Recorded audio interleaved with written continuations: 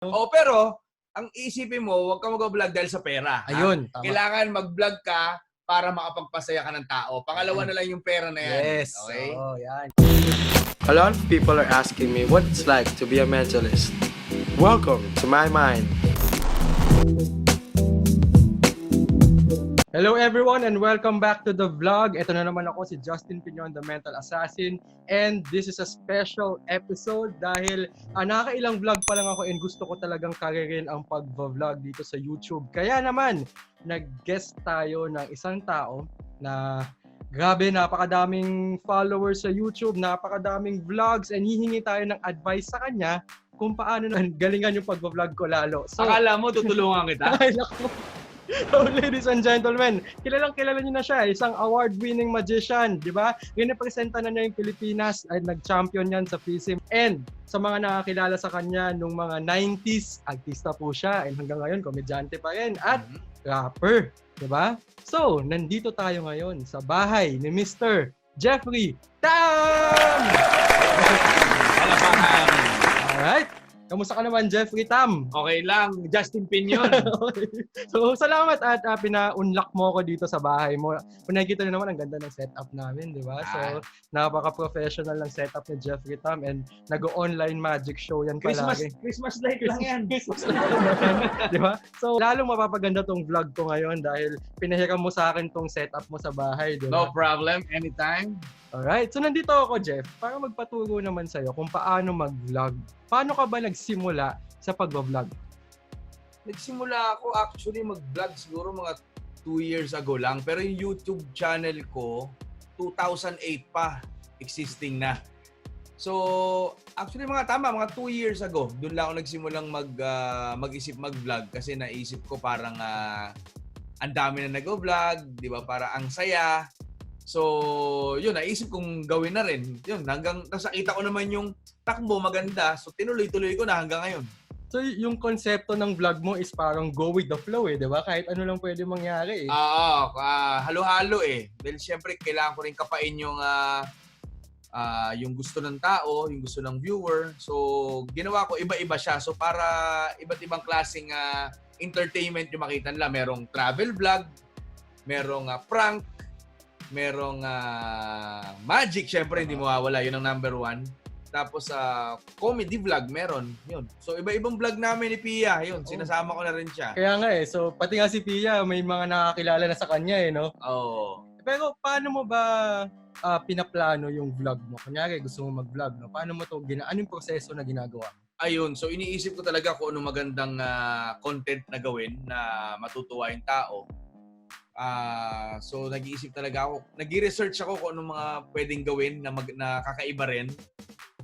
Tapos syempre kailangan yung video mo entertaining Yung kailangan ma-hook mo yung manunood sa'yo. Hindi yung basta, 'di ba, nag-vlog ka lang ng kung ano-ano, may binili ka, nagganyan ka. So kailangan din hindi lang din basta entertainment, kailangan may aral din silang mapupulot. Which is sa lahat ng mga video ko, wala naman sila napupulot na aral. Hindi puro kalokohan lang. Hindi, meron naman. Pero at least natatawa sila, di ba? Yes. Natatawa sila. Yun naman ang talagang number 1 na plano ko, yung mag-enjoy sila kasi syempre sa lahat ng mga nangyayari ngayon, di ba? Di ba? Tas ang hirap ng buhay natin ngayon. So, ang importante dyan is laughter is the best medicine. Yun. Alright. So, katulad ko, nagsisimula ako mag-vlog and I'm sure maraming nanonood ngayon na gusto rin mag-umpisa mag-vlog. Ano yung mga basic na gamit na pwede naming bilhin? So, syempre, kailangan nyo ng camera.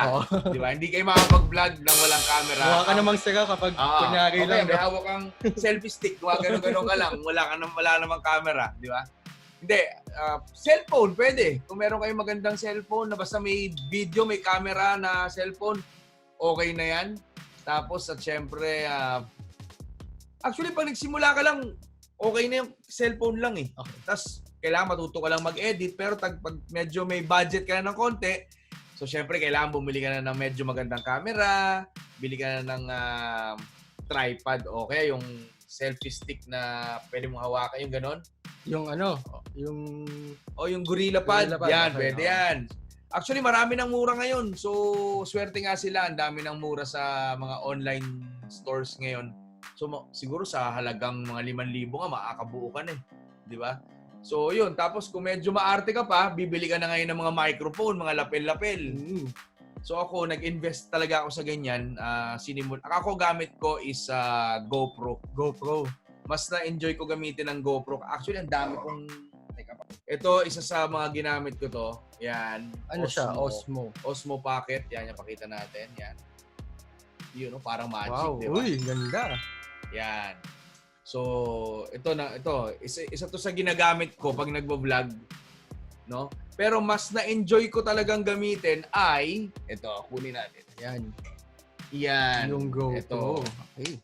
GoPro 8. Tapos nilagyan ko siya ng media mode. So, meron na siyang microphone na May kasama. sariling mic na. Yan. So, Okay. na-enjoy ko kasi to kasi on mo lang siya. Tapos, wala na. On the go ka na. Di ba? Saka maliit pa, no? Pwede ilagay kahit oo. saan. Actually, ninakaw ko lang to. Tama ka. Maliit lang. Binulsa ko lang eh. Hindi nahalata ng gwardiya eh. Yan. GoPro 8. Okay. Nung nag-uumpisa ka mag-vlog, ano una mong ginamit na camera? Cellphone. Cellphone. Okay. O, cellphone lang talagang gamit ko nun.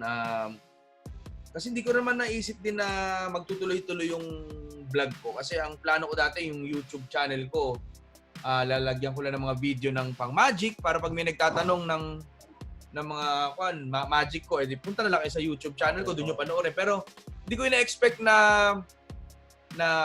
may, ano mo yun, may balik na, Mga viewers. yes, saka hindi lang yun, may balik na pera. Oo Di ba? nga, Kumikita oo. ka kahit papano. Oo. So, ayun. Salamat, YouTube. So sa dami ng nagpa-follow sa vlog mo ngayon, masasabi mo ba na kahit papano yung kita mo parang tuloy-tuloy na? Oo, tuloy-tuloy naman siya. Yun nga lang, hindi iba-iba, no? May biglang tataas, medyo bababa ng konti, tapos babalik na naman sa taas. So, ganun-ganun siya. Para siyang stock exchange, eh. Kumbaga meron kang passive income. Yan. So, at least, nakakabili na akong rice cooker. Nakabili na kami ng kwan. Yan. Ano? Oh, pero, ang iisipin mo, huwag ka mag-vlog dahil sa pera. ha? Ayun. Tama. Kailangan mag-vlog ka para makapagpasaya ka ng tao. Pangalawa na lang yung pera na yan. Yes. Okay? Oo, yan. Katulad nga na sinasabi namin palagi, if your intention is clear, di ba? So, susunod na lang yung pera. So, so sa vlog mo, nagma-magic ka pa rin, di ba? Yes, oo. Yes. So, you make sure na sinasama mo pa rin yung hilig Yun mo. talaga ang number one. Kasi yun talagang hinihingi sa akin ng mga subscribers ko, yung aking mga katambays. Yan, no? Yan ang tawag ko sa Tambays. kanila eh. Ano bang masasuggest mo na Katambays. itawag sa mga followers ko?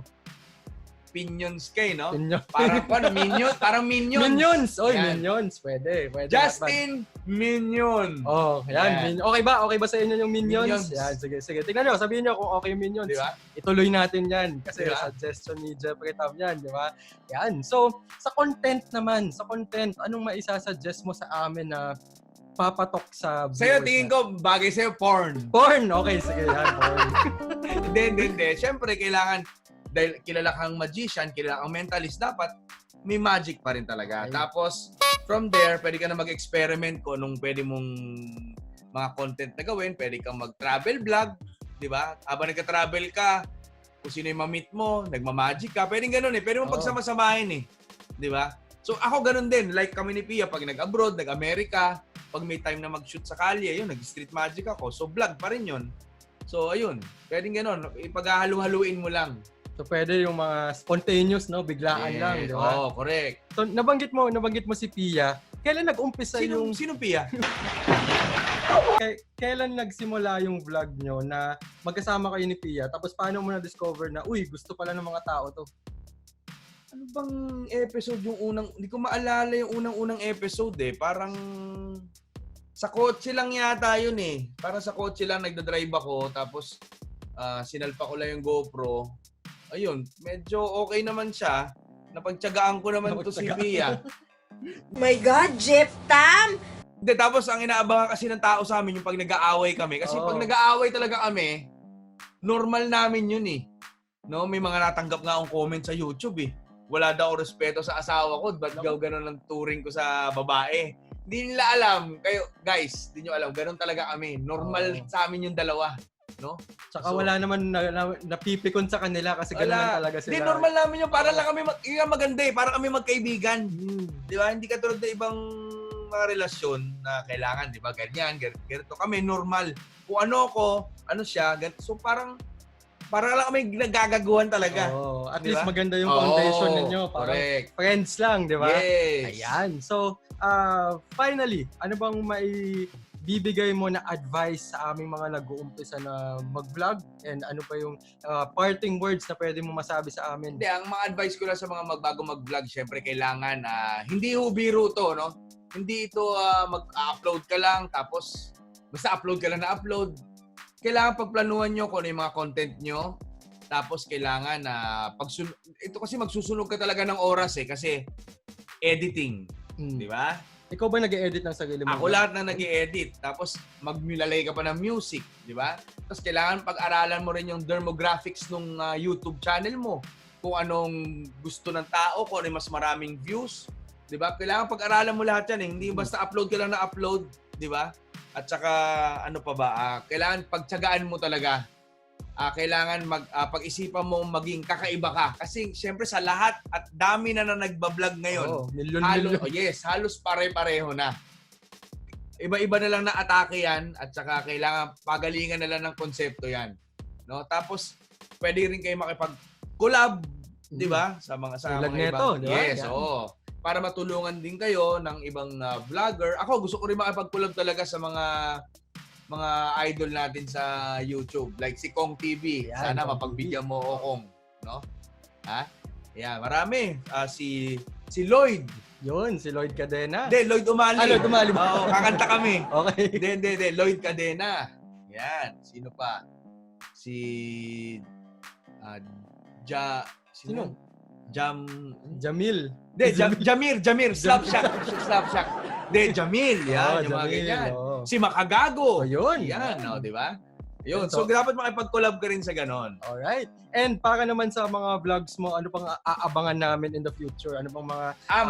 Marami akong inihandang bagong vlogs. Lalo na ngayon, papunta na ako sa road to 600,000 subscribers na ako.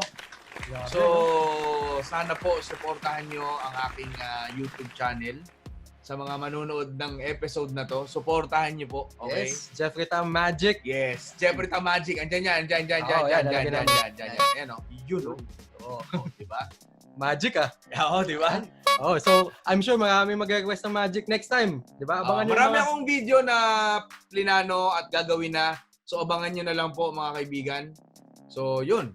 Ayan. And of course, naghahanda ka na rin ng mga events mo na virtual. Yes, Kaya ang ganda ng setup mo dito sa studio mo And salamat sa pagpapa-unlock sa amin kasi na-inspire ako kasi ang ganda ng mga gamit mo. Magastos lang talaga pero kailangan talaga ako kasi gusto ko pag may pinasok akong bagay, gusto ko todo talaga. Ayoko nung konti-konti lang Ayoko yung alam mo yun, ayoko nung magtitipid ka tapos yung quality ang magsasuffer. Yes, so ako talaga, pag may ginusto kong isang bagay, I make sure na the best talaga yung bibiling ko. So yun nga lang, magastos talaga. Like itong mga to, sobrang gastos na to.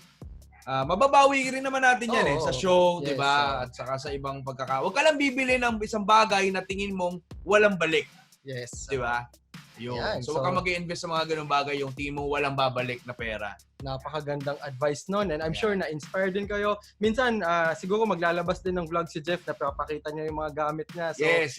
abangan ninyo yun. Okay? So, Jeffrey Tam, maraming salamat sa time mo. Maraming salamat, Justin. Thank you rin. Yan, na-appreciate ko yun. And of course, please subscribe to my channel. Subscribe na rin kayo sa channel ni Jeff. Mhm. Maraming salamat. And one last thing. Your mind is next. You know, your mind is next.